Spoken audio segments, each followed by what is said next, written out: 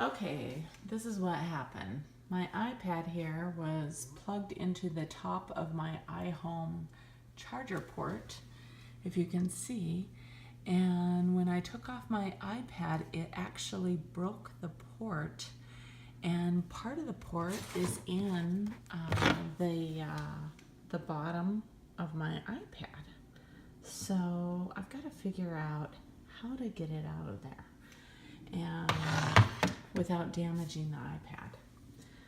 So what I'm going to try and do is I'm going to put some super glue on the port here and just on the inside so it doesn't get in the iPad. Then I'm going to reattach the iPad to the port and pull it off, and hopefully this will work. We shall see. Okay, now I have a little bit of super glue, and you can see you got to be careful with this because it'll get on your fingers real quick, really easy. But I got this from the dollar store, and I'm going to put some right here. Okay, right on there. The thing is I don't want it on the edges because I don't want it to damage the iPad, because this stuff is, gets everywhere.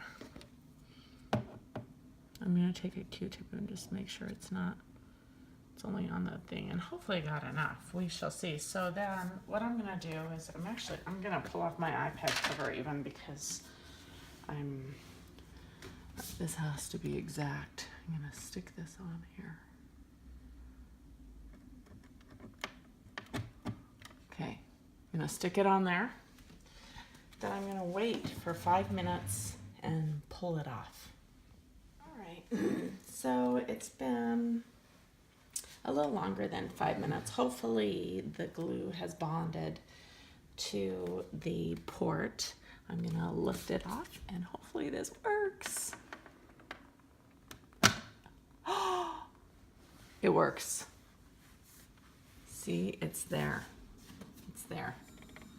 It's not in there. That is amazing. That just saved me a couple $100, I tell you.